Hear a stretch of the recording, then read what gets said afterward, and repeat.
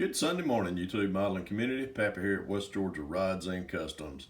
Want to give y'all a little update on this is actually part two of the Unified Scale Automotive Content Creators of YouTube's group bill. As far as this was a challenge that Lucas C. Kind of reached out to all of us that does a lot of content creations on YouTube in the modeling community, just to kind of take this kit right here and put your take on it as far as build it the way you want to build it, but come up and be very creative, which a lot of us are. The deadline for it, as far as for it to end, is January the 15th, if I'm not mistaken.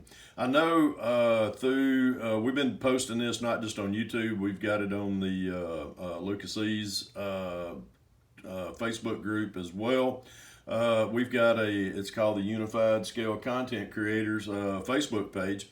And if many of you that are following it, we all have been posting updates on our YouTube channel and posting them also into our Facebook channel. That way it kind of helps, it actually helps in the effort of getting more subscribers to your channel, gets you more exposure, but it also broadens the, broadens the content across, both Facebook as well as on YouTube. So when Luca touched base with me, I know I've talked with Luca, Matt over at Model Car Videos. I got to talk with Mark Batson over there at Hobby Dude 007. BG, I tell you what, if it hadn't been from my good buddy Brian, BG or at BG's Models, I wouldn't have this kit. He sent me this because I didn't have it in a stash. A lot of us already did. And he picked this up for me at Andy's Hobby Headquarters. So I'm very gracious to Brian. I'm going to put you a care package in the mail here pretty soon. This will be your Christmas present. So, but anyhow, the take I wanted to do on this, and I appreciate everybody's, hey, Pappy, build it like this. Build it as a lowrider. Build it as a pro street. Everybody knows I love pro street.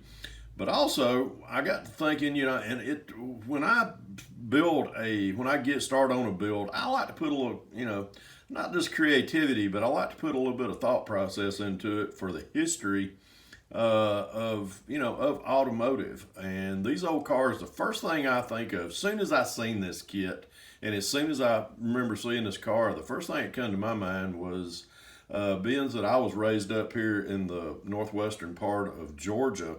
The first thing I thought of was an old black moonshine runner car. Moonshine got its start down here in the South. I say it got its start, but it was very, very prevalent during the, during the 30s, the 40s, 50s, all the way, I remember all the way up into the 70s. And I'm sure there's still some moonshiners around this area. But growing up as a kid here in western Georgia, I remember going to the feed mill on Saturdays, and the story I was telling everyone, I remember seeing this old gentleman would pull up in his in an old 40 Ford similar to this, and it had the deepest growl as far as that car. It sounded like it would run, and it would. And Daddy always told me to stay away from that car. That old guy, he's a bootlegger, da da da.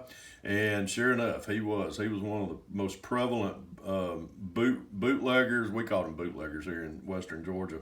But I remember the car being black, and it was it had that throaty growl to it. Didn't even have a set of, it had exhaust on it, but it was just straight pipes run off the headers.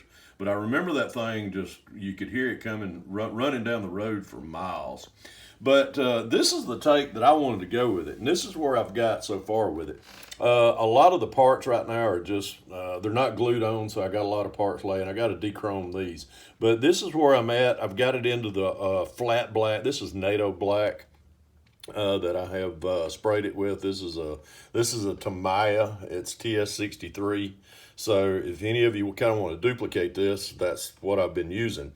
Went with the red wheels, just red Steelies, and just a nice set of dog dish hubcaps and beauty bands on those. These actually came with the kit.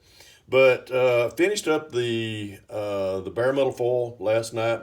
If something falls off, y'all get a good laugh because I've got everything just kind of mocked up. I'm actually going to dissect the car down, kind of showing y'all what I've got done here so far.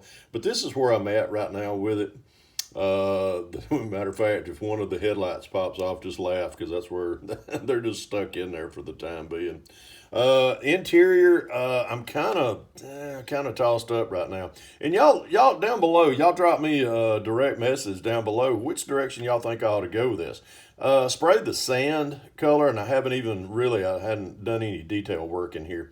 But I'm actually leaning towards, being I got red, red wheels on this thing. I was kind of leaning toward the direction of going with a kind of a reddish burgundy interior now. I got to, doing a little bit of research. These cars, these bootleggers' cars they'd run like a scalded ape. And they wasn't very flashy on the outside. So I kind of want to leave it kind of low key on the outside. But on the interior, I've talked with some guys that I know that I know they had some history in moonshining or bootlegging, and they said that a lot of times their interiors were very, I wouldn't say pristine, but they had a good interior. It was kind of their office, so to say. So, but I remember seeing some of the cars from back in the 40s. It was either a gray interior or you had a blood red, kind of a burgundy-ish type color. So I'm kind of leaning toward the reddish burgundy color. So I'm not really sure, but if y'all would drop me a line down there, just give me a comment on what you think. But it's pretty much. Let me set this interior pan out of the way, and I'll give you a little spin around. Got the chrome bumper sitting out there in front, ready to get those glued on. Got the bare metal foil all the way around it. But that's about where we're at right now. I'm gonna dissect this and I'm gonna show y'all. Got the detail done on the rear tail lights. Just pretty much got that. But I'm gonna pull this thing apart here. Just kind of first thing I'm gonna do is I'm gonna pull the let me get this out of the way. Let me set all this down. I'm gonna pull the headlights out. I'm gonna pull the hood off. I'm gonna show y'all what I got going on under the hood.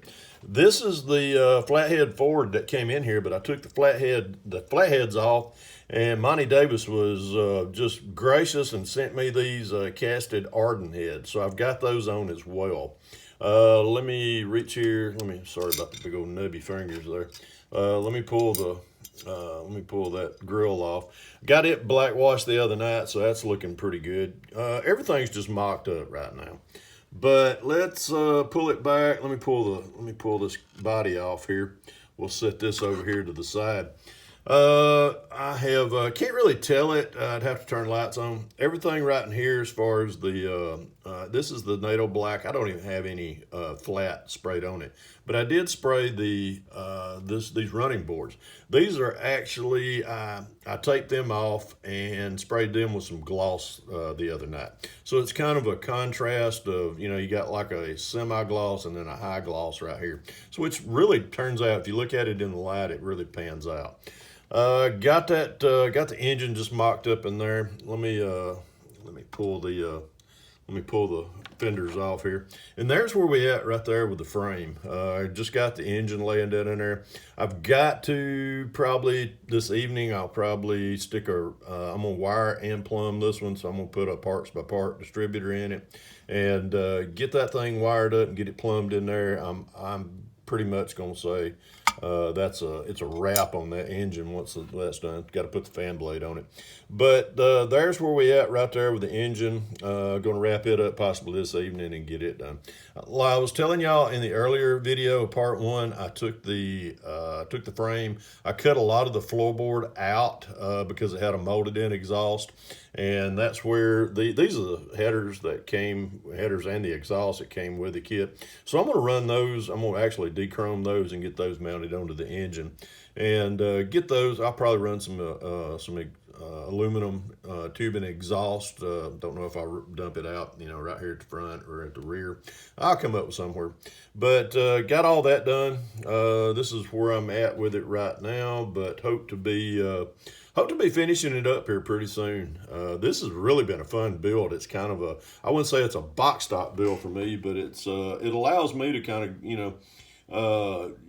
use my creative juices in carrying it to a different level. But it's not one of the high gloss type finishes that everybody's used to seeing me do. But there's I did a lot of bare metal foil just on the, on the hood trim, and as well as that trim running down the side of the body right there. But like I say, I really would appreciate if you would drop me a line down there what y'all think I ought to do, which direction I ought to go with the with this interior bucket. Whether doing it all red with red seats and kind of a blood red, or just leave it in the sand color.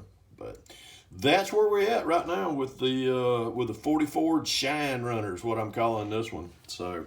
But hope everyone's doing well this weekend. Like I say, getting you some rest and some well-deserved bench time. And remember what I always say, guys. If you can dream it, build it. God bless y'all. Pappy out of here.